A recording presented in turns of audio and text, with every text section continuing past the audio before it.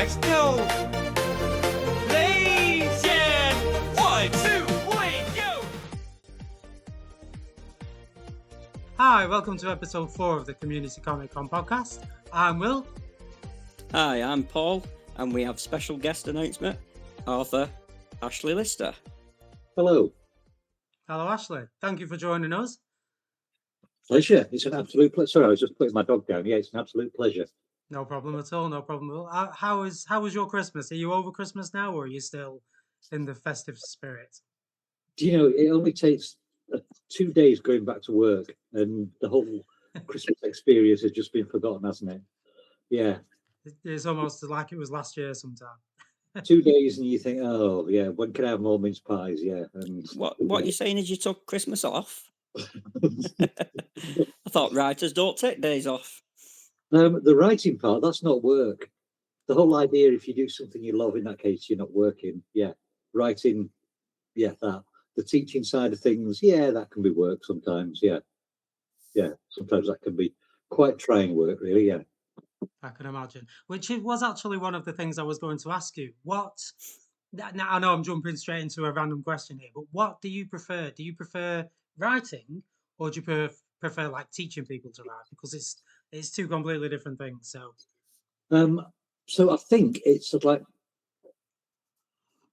I enjoy doing both. And if you were to ask me, if you were to put a gun against my head and sort of like say, which do you want to do for the rest of your life? In that case, it would be the writing.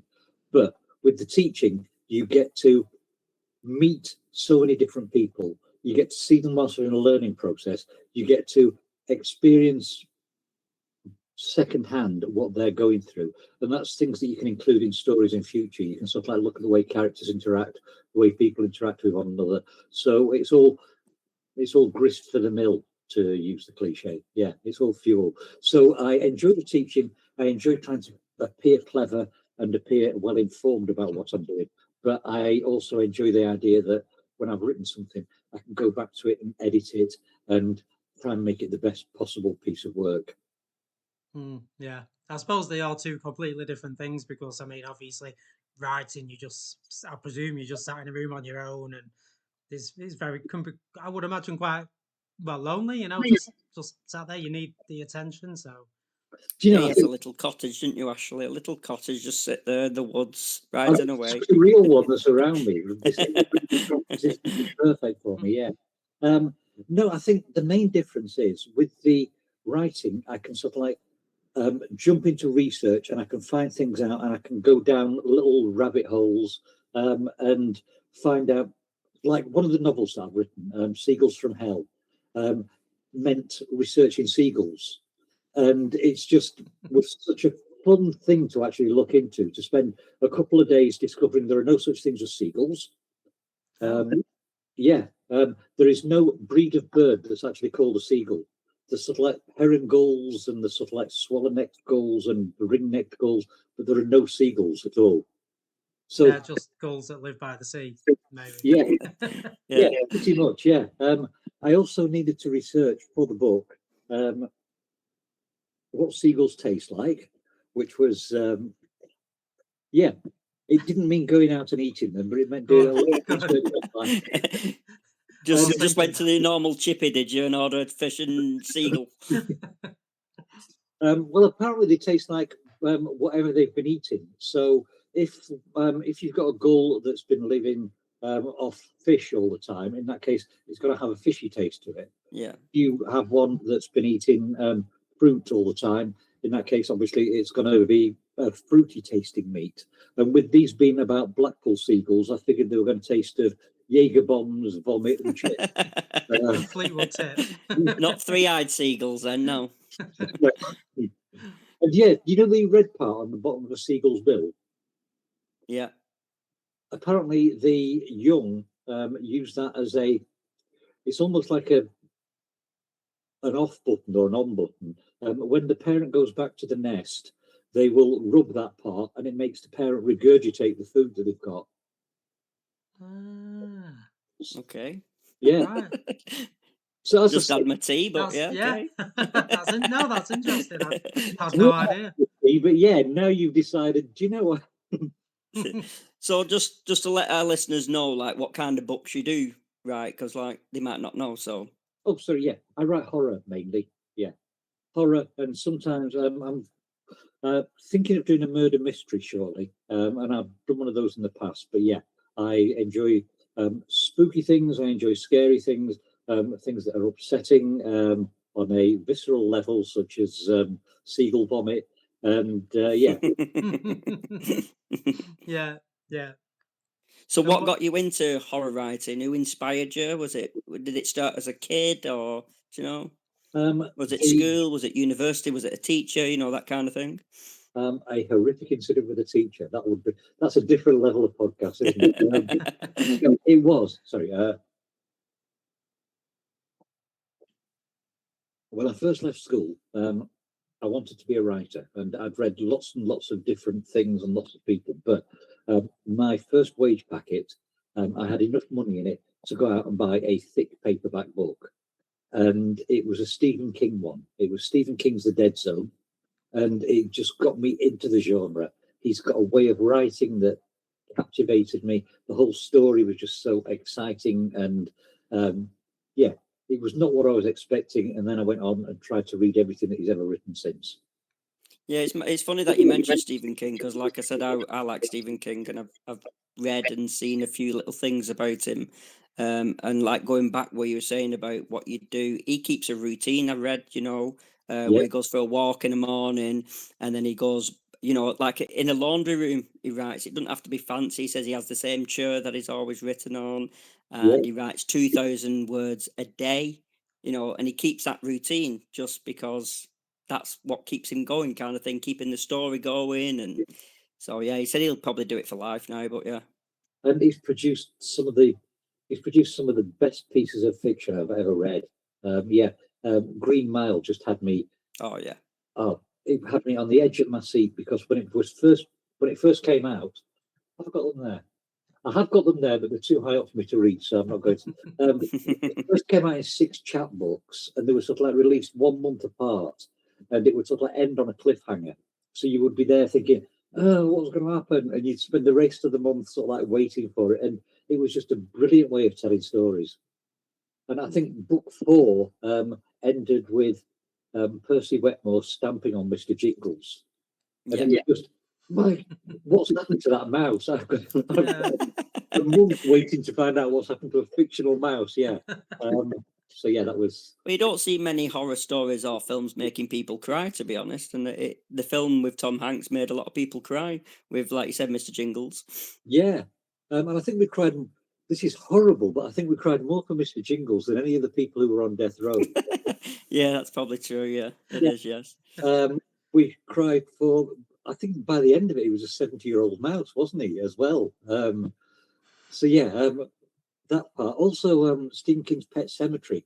That involved grief, didn't it? As well as, It did. Yeah. and that was heartbreaking to actually watch at times when the spoiler alert, when the little kid sort of like should have been learning about the Green Cross Code. Yeah, that was just a horrible thing to actually watch. Yeah. But yeah, but made for a very, very good horror film, and yeah, and it's still one of my favourites. Yeah, I haven't seen the remake yet.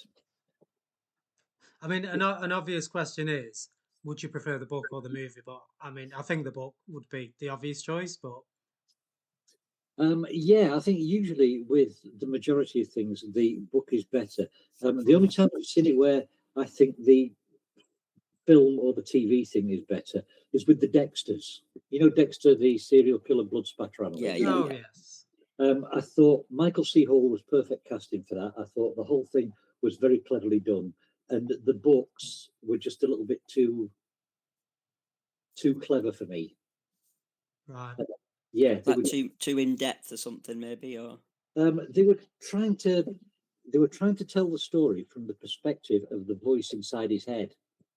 right, okay, yeah. Instead of the man.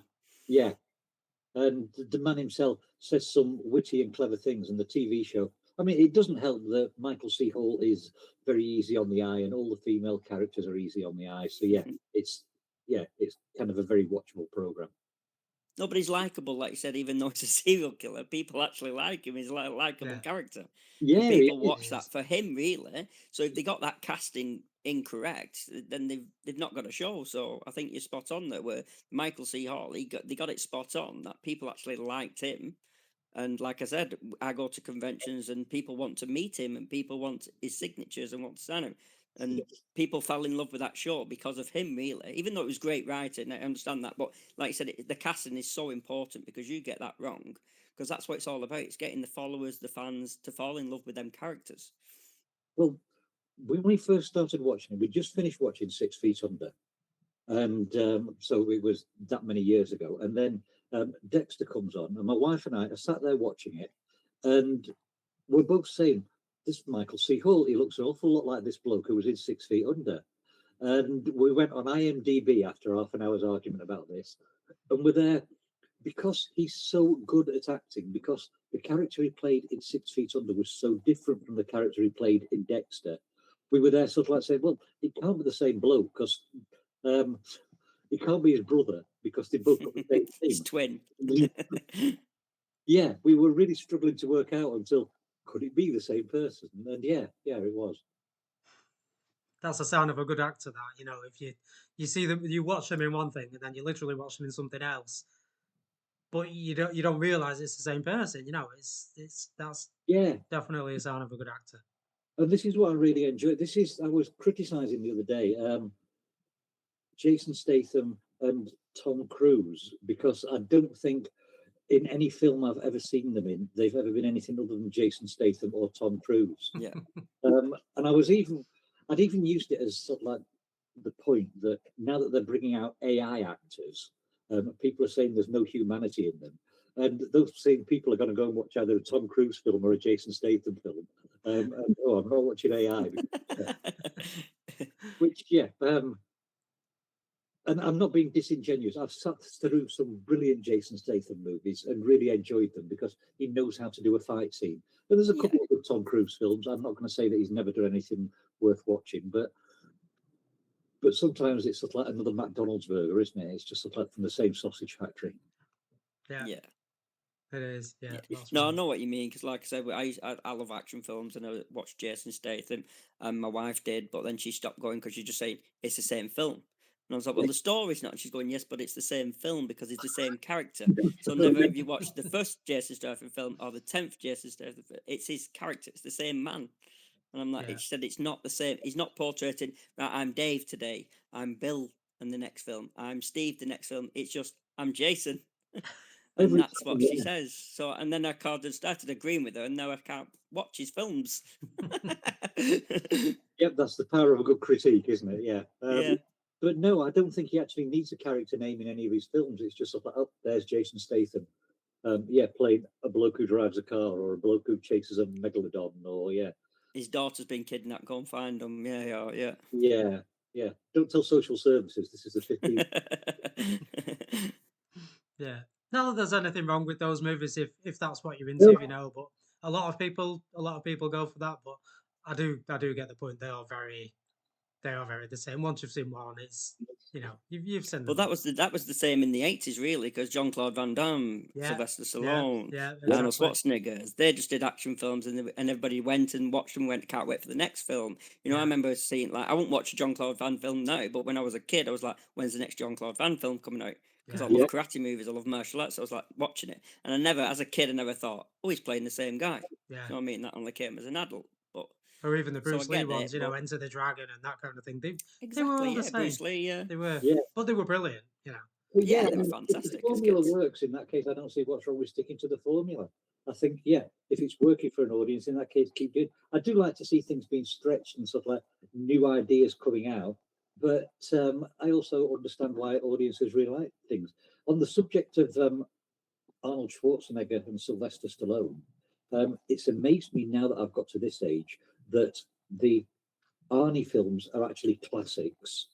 I mean, 20 years ago, we would look back and go, oh, bloody hell, there's an Arnie film on tonight. Is it really worth wearing my eyes out watching it? And now you look at something like, what was that? the original Running Man was good. This new one with Yeah. Wright's actually quite exciting. I thought. I wasn't particularly keen on the meta ending, but I thought it was very true to the I'm glad they did it as a different story in the sense that not the same concept, but like they added different elements to it. So I enjoyed that. Sometimes when they change a film too much, it's like, oh, it's not the original, and it's like, well, no, it's not. But I liked how they kind of changed it. Yeah, and they kept it very close to Stephen King's original short story. They did, so, yeah. I thought that worked well. But with not the Running Man, Total Recall, Yeah. Recall, Arnie's version, looking back on it, is just so superior to the Yeah, it's so much rubbish better, that he yeah. produced earlier this century. So Yeah. what do you think of like the horror films now? Like, because I was a big Christopher Lee fan growing up. I loved all the Draculas. Same again, when you go to watch a Dracula, you think you've seen them all, but you watch the next Dracula, and the next Dracula, and the next Dracula, and I could watch him. When I was a kid, I could have watched him all day long. You know, no, he could have brought a film out every week, and I would have watched it. But he was still Dracula. But yes, it was brilliant. Yeah, but also he was always Dracula. He was always Christopher Lee, but he managed to get nuance into his different parts. So he was a completely different character when he was in the Wicker Man. When he was James Bond, in James Bond, when he was I can't remember who he was, but he was it Goldfinger? I can't remember. Yes, that was him. Yes, Yeah. And then he was in Star Wars, and yeah. So yeah, he wasn't Dracula in Star Wars. No, Let's hope not. but horror films today, I think there's a lot of exciting stuff out there. I grew up with the horror films of the 80s, so I like my Friday the 13th, my Nightmare on Elm Street, Yes. Halloween's. They always excite me. But my argument's always been, and I've got it in front of me at the moment, there's this Agatha Christie book, and then there were none, which was written in the 1930s. And I've always argued that this is a precursor to every slasher film that there's ever been, because you've got 10 people who go onto an island and they start sort of like dropping off one by one. And one of the people who's on there is a murderer. And it's sort of like working out who. And it's got all the elements of a horror story without it being gratuitously violent or without it being something that's going to upset people. Because Agatha Christie's got the whole aura of being a cozy crime writer. But yeah, this was sort of like this was the template for those films that I enjoyed during the 80s. Horror today. Sorry, I get so easily distracted. No, you're all right. I don't know if I'm on too many meds or not enough, but yeah. There was The Clown in the Cornfield was a lot of fun. It sort of like got a nice twist back to 80s style horror, but they were bringing in things about millennials as well. And there's one hilarious scene where the villain in Clown in a Cornfield has chased a group of millennials into a room, and none of them have got mobile phones, but there's a rotary phone there, and they've got no idea how to use it to call for help. And it's played really well. It made me feel good about being old. There's also the one with John. He was in Dexter. He's an American actor. He was in Third Rock from the Sun as well. Oh yes, I know what you mean. Yeah. What's he called? But anyway, it's set in an old people's home. Can't remember the title of it now, but my goodness, it was so chilling. I think it's a New Zealand film, and John surname. I wanted to say Gielgud, but I know it's not John Gielgud. He plays this horrible person in a nursing home who just makes everybody else's life a misery, and he's sort of like he kills one person and he makes another person. And you realise how vulnerable people are when they're actually in nursing homes. It sort of like brings it home to you, and yeah, the quality of the acting in it was brilliant. It's just a shame I can't remember the title or the actors. Apart from that's another thing that I want to get onto is like nowadays people want like I said, more blood, more guts, more this, more that. But I think mind messing with people's minds in the horror is better. Like Freddy Krueger scared the living daylights out of me as a kid. I didn't care if he killed anybody or thingy, but just the look of him scared the living daylights. Like you said, Texas Chainsaw Massacre, and Jason and Michael Myers, and that figure scared you more mentally than actually seeing him, blood, guts, chopping heads off and stuff like that. And this is what we need to do with anybody who's reading. You can do the whole saying, less is more sounds like an oxymoron, but the truth is less can be more. If you sort of like say, and then they took that person away to a private room and did horrible things to them, that's far worse than anything I can describe, because your idea of what horrible things are is, my goodness, Ashley, I can't believe you've gone there, which I haven't. The inside of your head has. Whereas if I just sort of like say, oh, and then they chopped his fingers off and shoved them up his nose, yeah, really, Yeah. yeah. Yeah. But yeah, obviously, if they've gone off camera, in that case, you can sort of like think, goodness, that really could be something horrible that's happening there. Yeah. Yeah. So it's a nice way of tormenting our audience. Yeah. Yeah. I mean, there With probably those- are people out there that think cutting somebody's fingers off and putting them up the nose is the worst thing ever. But Um, but a small few, you know. that might be the next short story I work on, actually. Yeah. We've started a new story here and there. Yeah, getting some ideas. So what have you got lined up for this year then? 2026. It's the start of the year. Have you got big plans, or are you currently I have working on something? This one arrived on my desk today. This is book 6 in the series I've been working on, Dead End Tours. It's the whole series has been going on for a couple of years now, and it's about these guys who go on urban explorations.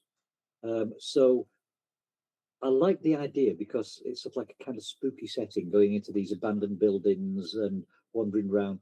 And each time they've encountered something different. So I think the first one was an abandoned hospital, and they encountered ghosts and a couple of serial killers floating around there. And then the second one, they went on an abandoned airfield and encountered zombies. And then they went around an abandoned amusement park, so it was getting a bit Scooby-Doo-ish. And there were witches and clowns. And yeah, so each time it's been a chance to have a different creature feature within the story, keep some of the same characters there, and yeah, and have fun playing with the tropes that are there. Mm. I was just about to say that. Do you have like a character you can get involved and follow through the books in the series, or like I said about, people loving a character and With following that character? with these, you've got 2 main characters, because each time they go on one of these tours, they will lead 2 separate tours. So you've got Billy and Tina. And Billy is a horrible person who his motto is no refunds, and he just wants to have jump scares there to make people think they've got value for money. Tina has done all the research and is a very nice person, and the stories end up interlinking. So I think people read them and they know they can't trust a thing that Billy does, and they can trust everything that Tina does. And by yeah. the end of it, they're wishing Billy was the one that got ended up, in the bad situation rather than Tina. He deserves it. He's Yeah. got it coming to him. Yes, definitely. Yeah. Yeah. He's. But saying that, also, he's the way that we would all want to be in customer services. Instead of thinking, well, the customer is always right, just thinking, do you know what, customer? I've got your money. Go and do one. Yeah. Yeah. For anybody that's worked retail, I'm sure they'll understand that. Yeah. So, So yeah, where can we pick those books up then? Are they available to buy on? Are they on Amazon, or are they? they're on Amazon, yes. I think I've got some of them on my website as well, although Amazon have got them with much faster delivery than I can ever manage. Also this year, I've got an article coming out. I've got an article coming out later on about gamification within education.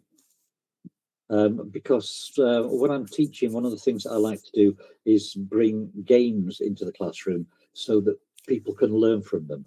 And the whole idea, I mean, gamification sort of like is a misnomer for it anyway, because this is a term that's really been taken over by supermarkets. So supermarkets will sort of like give you prizes and points for every purchase that you make, and it's almost like you're winning.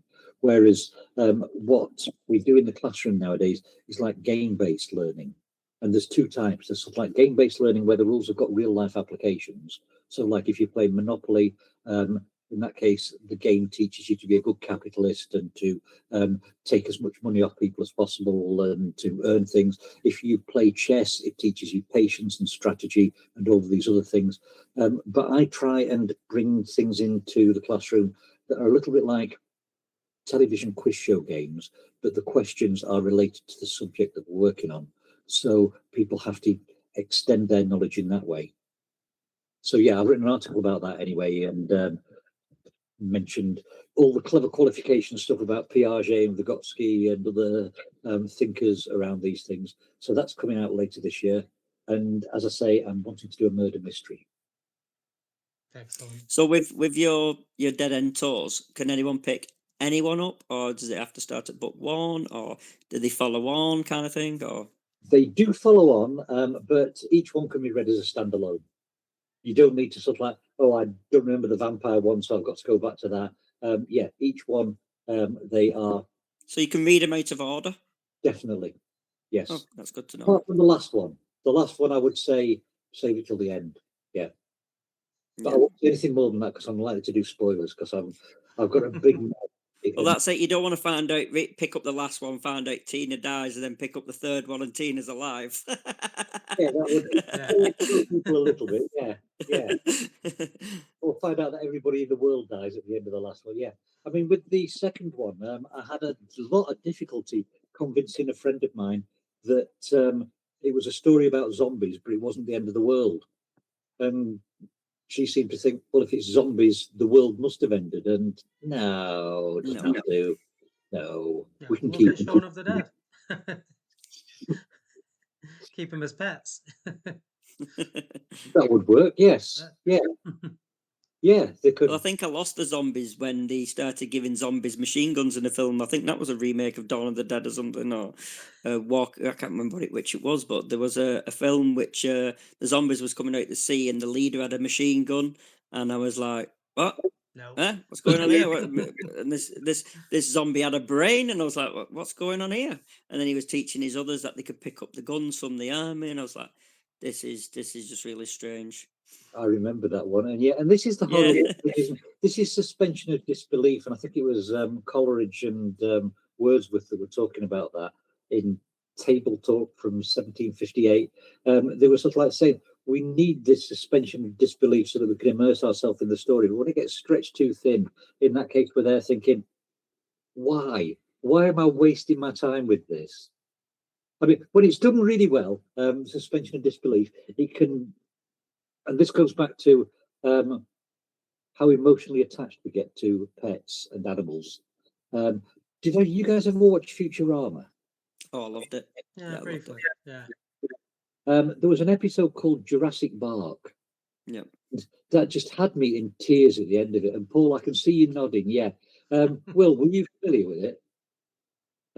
Fry, you know that Fry had sort of like gone into the future or was into the future because of cryogenic immersion. Yeah, yeah. There's an episode Jurassic Park where they unearth the dog that he had, Seymour Butts, and the whole episode is about whether they should bring the dog back to life for Fry or not. And Fry's just like arguing with Bender about whether he should and whether he shouldn't. And at the end, he decides, no, Seymour Butts will have had a great life without me. I don't want to confuse him or anything like that. So let's just sort of like leave him in the past. Is that the one where he sat outside the pizza shop? The closing credits, yeah, the dog sat at the pizza shop in the rain, in winter, in summer, Yeah. waiting and waiting. Oh. He's waiting for Fry to come back. Yeah. Yeah. I mean, I wept for a week after that. And sort of like having to say, when people say, what's wrong with you, Ashley? This cartoon dog, all right, yeah. Yeah, called Seymour Butts. Yeah. Oh, Butts, yeah. And he's been sat outside the pizza parlor for years, waiting for his owner. Perfect writing, yeah. And I suppose Yeah. that's what we do with comedy. Comedy, when it's But like you said about the writing, it's so simple, isn't it? yeah, it's so simple and effective. But with Fry, we already knew what he was like, and we sort of like we grudgingly like him. And yeah, yeah, I could talk about Futurama all day as well because that's One of your favourites. yeah, it really was. Yeah, I thought the characters were wonderful. I thought they pushed the humour to extremes that we haven't seen in cartoons before. So yeah, I loved it, and Bender was just so homicidal. Yeah. So just going on to the Comic Con that we ran and you attended, how did you find it? Your perspective of it? Oh, it was fantastic. I couldn't believe that. First of all, congratulations. You did such a brilliant job with it. You've got so many people there. You've got so many quality stalls. There were so many people dressed up and having fun. And I think that's one of the things that I always appreciate at any Comic Con, when you've got people that have taken the time and effort to actually dress up. I think that makes it, doesn't it? It Yeah. does. And the fact that I was able to sort of like talk with Batman whilst I was there, come true. Yeah, there was. You went home to your wife and went, I had a great conversation with Batman today. Used to that. Yeah, I'm old and I forget things. And yeah, we've even got in our house. We've got these things where I can sort of like say, "Hey Google," and it'll turn the lights on and off. One of them I've called Batman just because it said think of a name for this one, and I was struggling. So yeah, so I've got a lamp called Batman in the house that I can turn on and off with a command. Yeah, the day my son had gone with me. He had a wonderful time as well. He went to I can't remember the guy's name. He was talking the guy who does the comic books. Yes. Oh, the Space Axolotl. Peter Yes. Houghton. Yes, yeah, he went and he enjoyed what he was doing. And then when I was doing my part, my son went and looked after my stall, and yeah, it was just a brilliant, fun day. The atmosphere was perfect. You had really good weather for it as well, didn't you? Oh, yes. Thank you Yeah. for that. Yes. It was like a horror story. It drove him in. Yeah. Yeah, it drove It me got with very it. busy inside at one It point. was like Peter Kay saying it was spitting. We're not allowed But yeah, we got loads of great feedback from deservedly so. you know, from your, not just from the Comic Con, but from the workshops, and how well everybody, you know, loved your workshop. Thank So you. thank you for coming, and thank you for doing that for us, because like I said, we really appreciated it. No, thank And you. everybody, like I said, we didn't have one negative feedback about the workshops. Oh, it was wonderful being there. The people that I met were fantastic. The fact that I walked in and Davros was there and sort of like talking to me, and there were so many Dalek things around. It, yeah, everything about it was just absolutely perfect. There wasn't one slow spot in the day. It was brilliant. Yeah, Yeah. yeah. Which has probably secured me for future Comic Cons because yeah, yeah, they're not going to compare. And you saw Dean Michael and his son Gagadoo. I did, didn't I? You did. Oh yeah. You'd forgotten that, hadn't you? You did. You forgot about that. You forgot to tell everybody that you saw Dean Michael and his son Gagadoo. You know, the number of things that I forget is just absolutely ridiculous. Yeah, but this is about going At old. least you remembered Peter. That's more important. Yeah, no, it was a fantastic day. There isn't one happening this year, is there? So at the moment there isn't an event. However, we are still in the process of seeing if we can do one.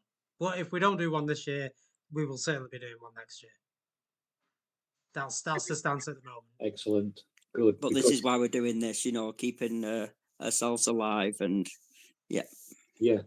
because no, it was a great event for the community, for all the participants as well, and it's just such a fun thing. Yeah, for people to be able to enjoy and embrace what they're actually getting from fiction. This is actually one of the things. Yeah, and sorry, this whole thing about AI, with the idea that AI can write novels, is one of the things that's worrying me at the moment, because I was saying to a friend, it's the start of a slow downward cycle, because the stories that we've got so far have all been created by human beings with humanity and empathy and a reason for telling a story. And whilst somebody might go on to ChatGPT and say, write me a story about this, ChatGPT is only getting material out there that's come from other stuff. And eventually it's going to start feeding on its own material. And we're going to end up with something like the Human Centipede version of fiction that's been put out to people.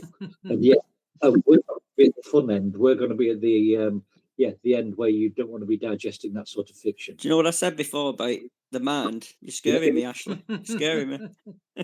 Yeah. I don't want to be in a human centipede, please. But I do think that's the way AI is going. It's sort of like regurgitating everything that it sort of like feeds on, and we're just ending up with this mass-produced regurgitated stuff that conforms to a vague idea of what a story is. Yeah. Whereas if any one of us sat down to write something, we might come out with, do you know what? Hero's going to die in this one.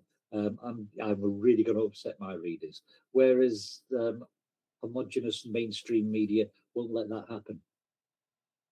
Yeah, it's funny you Unless say it's that Game of about AI Thrones. as well. With there was an article I read on an image. So somebody had a photograph of themselves and they uploaded it to AI and got the results. And then they did that, I think it was like 50 times. So it was the same. It started with a picture of themselves and they uploaded it and said, make a slight change. And they did, downloaded it, uploaded the new image, and they recycled that same image 50 times. And the end result was absolutely nothing like the start.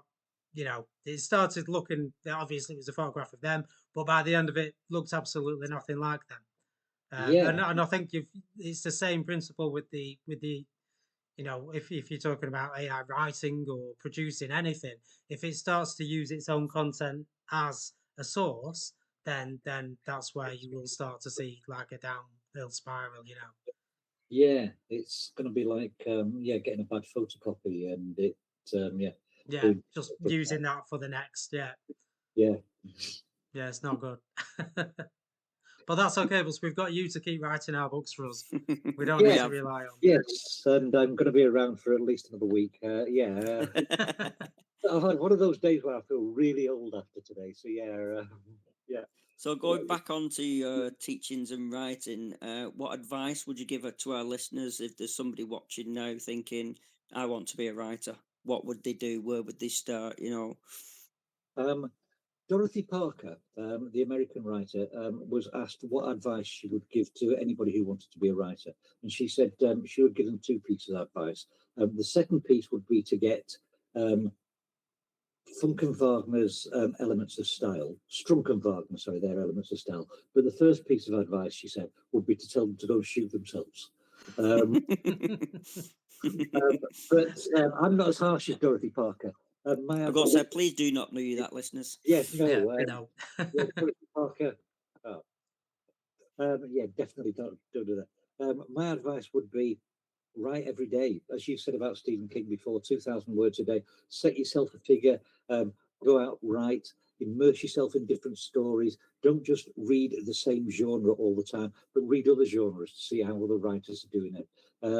I had a student once who I'd given out a list of the BBC's top 100, where it was the 100 books that everybody said, oh, you've got to read. And this student said, I'm going to go through every one of these. I'm determined to. And he got to Richard Susskind's Perfume, Story of a Murderer. And because it was called Perfume, he thought, this is going to be a romance. This is going to be a woman's book. I've got no interest in it. And then picks it up. And it's actually a genius written piece of fiction, which it focuses on the olfactory system. So it's about this French guy who's born with the most perfect, exquisite sense of smell. And each description involves some part of the smell of something within the story. And yeah, if he hadn't pushed himself past that boundary and gone into it, he wouldn't have encountered this brilliant story. And yeah, I think we need to sort of like look for things that, you know what, I've never tried that one before. Let's give it a shot.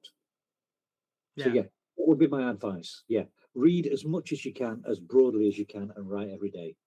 Research. Oh, I love the research. Knowledge into it, that's it. Research, yeah. Find out what those seagulls taste like. All right. Good seagull recipes. From your local chipper. Yeah. Go for the wings rather than the legs, or the breast, because there's a lot of meat there, yeah. And don't eat the ones that have been down Fleetwood Tip, because they don't taste very nice. You know, they've got a lining inside their gullet, which is like teeth going backwards. So that's how they digest things. They will sort of like pick up a fish, and once it does that, it can't escape. It can only go downwards because of these serrated edges. Yeah, see, too much research, yeah. But that's what you're saying, no, but that's the kind of research you have to do. Unfortunately, if you want to think, you have to research seagulls. Yeah. No, I mean, you want to write about something, you've got to research it. One of the novels I wrote a couple of years back was Conversations with Dead Serial Killers. And it meant looking about for what serial killers, who they were, why they were famous, what they were famous for, and the whole thing about serial killers being such respected members of society, because they are idolized by all these films, and like the Ed Gein one that was just on recently, where it showed all the things that he'd influenced. Yes, he'd been an influence behind a lot of film, but he was still somebody who he sort of like killed a couple of people. He unearthed a couple of corpses and went around wearing a suit of his mother's skin. So yeah, and we're there sort of like thinking, yeah, but let's get a really attractive actor to play the part. You've got, yeah. So I was researching all of these different ones, finding out that some of them were incredibly stupid. Have you ever heard of BTK? Oh yeah. Yeah, horrible man. And the BTK stands for bind, torture, kill. He was thick. He's sort of like he'd been killing people for a long time.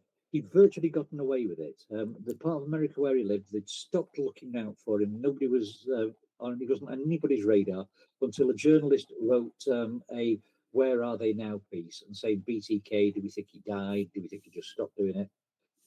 He wrote a letter to the newspaper saying, "No, I'm still about," and started leaving letters in libraries that they could pick up. And eventually he thought this was too slow. So he phoned the police and he said, "Look, I want to sort of like say to you more than I can get into one of these letters in the library. You won't be able to get any information if I just leave a floppy disk, will you?" And they said, "Oh, no." And he no. did it from his own computer.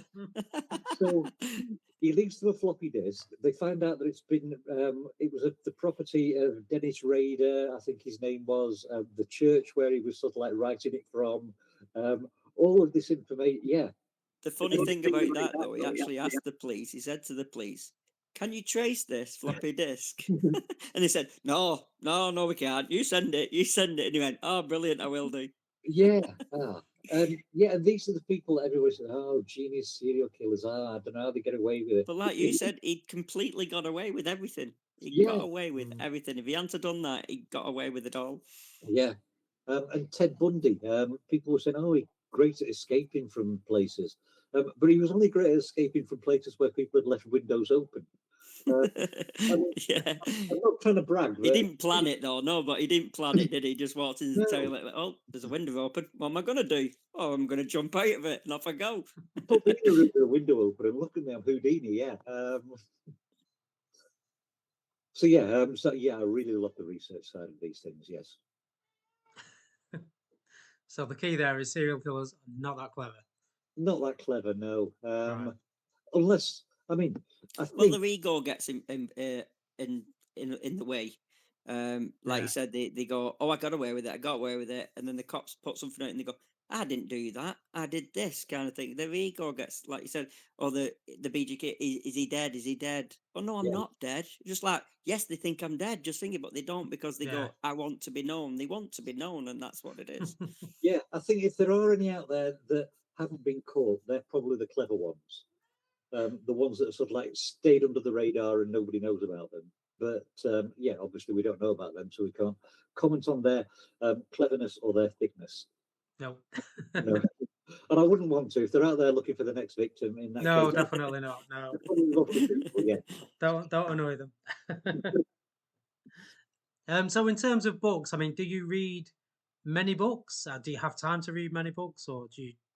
Obviously, you know, over your life, you have read a lot of books for research and things, but do you have time to read books nowadays?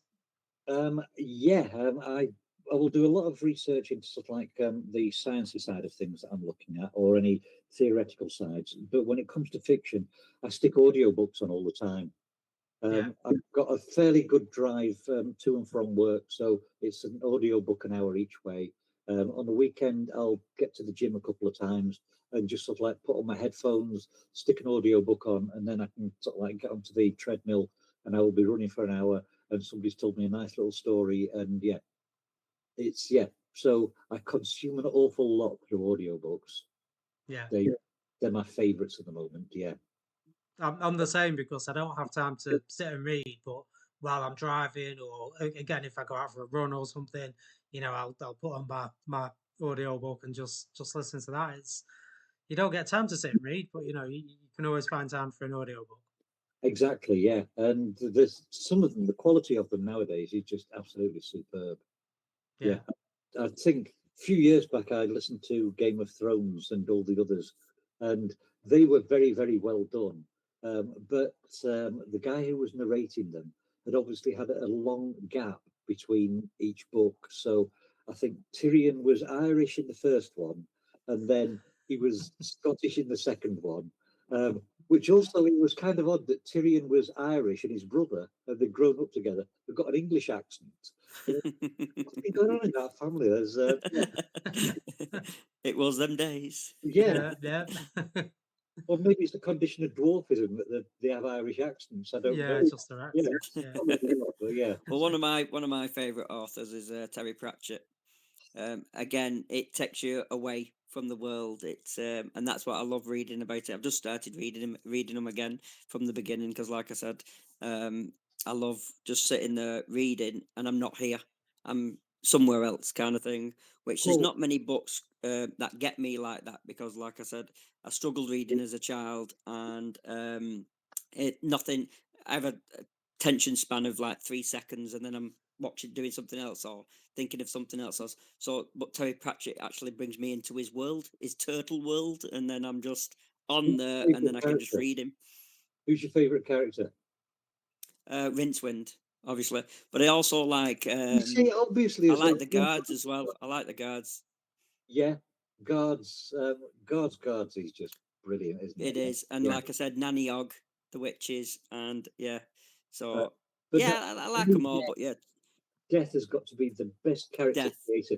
And when you go into the Terry Pratchett, if you pick them up on audiobook, they've been narrated by Nigel Planer, the guy Yes. who played Neil on Young Ones. Mm. He's just got the perfect voice for it. He was actually in one of them as well.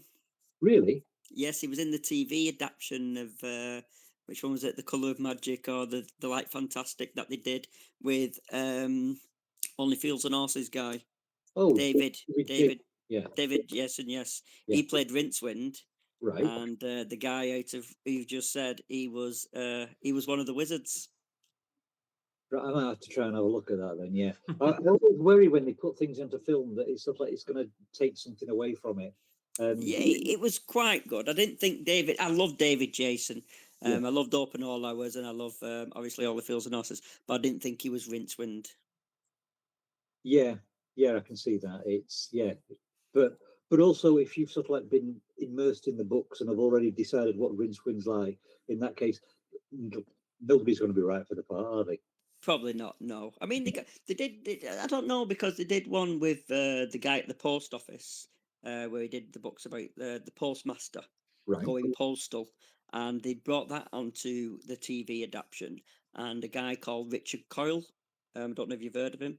He played the main character, and he was fantastic. He was absolutely perfect for the role. So it can work. Oh, yeah. And with Terry Pratchett, I've got to say my favourite one of his is The Hogfather. Yes. That just Again, death as Santa Claus. yeah, it's absolutely perfect, that one. Yeah, I can sit and read that one. Although the ones that I've been going back to just because they really entertain me, P.G. Woodhouse's Jeeves and Buster stories. The humour of those, if you get a chance to pick them up on audiobook, they are just so stupidly funny. It should be a crime. Yeah, there's times where I've been listening to it on the road and then had to pull over because I thought I'm laughing too hard. The traffic here, yeah. Or people giving you funny looks when you're on the treadmill listening to it. That's the dangerous thing. When you're on the treadmill and you start laughing whilst you're running, there is a serious danger of stuff like going base over. Especially if you get the belly laughs, yeah. Yeah, that's. So speaking of audiobooks, have you got any of yours that are coming out on audiobook? Are there any out on audio versions or? I think I've done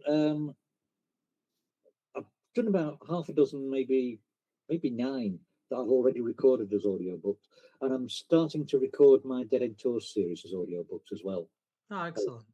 Yeah, but but I've got the first one recorded. I'm waiting for Amazon to sort of like clear that, well, ACX to clear that and get that uploaded. That should be any day now. And then I'm going to start working on the next one. That's good. That's good. So to is hear it because, better? yeah. Is it better to order from Amazon or actually order from your website? Amazon, because you're going to get it faster. Yeah. I've tried to undercut myself on prices on my website, but yeah, the cost of postage just gets ridiculous. So yeah, I would It go with does. Amazon every time. So do you just put your name in Amazon? Yes, my name, or if you just Google Ashley Lister, and yeah, it will take you through to one of those links. Yeah. Brilliant. Excellent. I look forward to seeing those appear on Audible. I don't actually use Audible. My partner uses Audible, so I use Sound Booth, I think it's called. All right, I'm going to look into that one. So yeah, it's an alternative. The only one I really listen to. I'm a huge D&D fan, and I'm currently listening to Dungeon Crawler Carl. So I don't know if you've heard of that one, but it's essentially about this guy that ends up in a dungeon, and it's all very based on like D&D. You know, he's got stats, and there's a lot of monsters, and he's got his pet cat with him who can talk, and they do magic and cast spells, and it's really good. It's very Well, entertaining. you've said dungeon and you've said monsters, so you've got Ashley's attention. And Yeah. there you go. It's very good. It's very good. Exactly. Yes. Yes. Please, So- could you send me the titles of a couple of those so that I can look out for them? I will, yes. I'll send it over. But I think I'm on about say book 6 at the moment or something, or episode 6. It's a bit different because it's an audio book. It doesn't work in books. It works in kind of episodes instead. All right. But yeah, really good to listen to while you're out running or Yeah. or driving around. But yeah, I'm working my way through that slowly. Excellent. But yeah, look forward to it. As soon as I finish that, I'll keep an eye out for yours. I will send you. Yeah, I will send you a link to one of them. Yeah. Yeah. Excellent. No problem. And if you're watching this on any of our channels, we will comment with links to Ashley's website and some of his books on Amazon as well. Thank you. Thank No you. problem. No problem. Well, thank you very much for spending your Wednesday evening with us. Yeah, Wednesday. I had to think then Wednesday, first week back evening. at work. Yeah. Oh, it's an absolute pleasure. Thank you, guys. Yeah, I could talk books and yeah, horror and yeah, I could talk And seagulls all night. Yes. Yeah. But yeah, I know people would be put off the tea if I talk much more about sequels. Yeah. But and if we do have another event, we will certainly let you know. Brilliant. Watch this space. I can't wait till it happens because you guys managed to organise a perfect one. So yeah, I can't wait. I'm sure we will. I'm sure we will definitely at some point. Thank you. Thank you very much. Thank you, guys. Thank you, Ashley.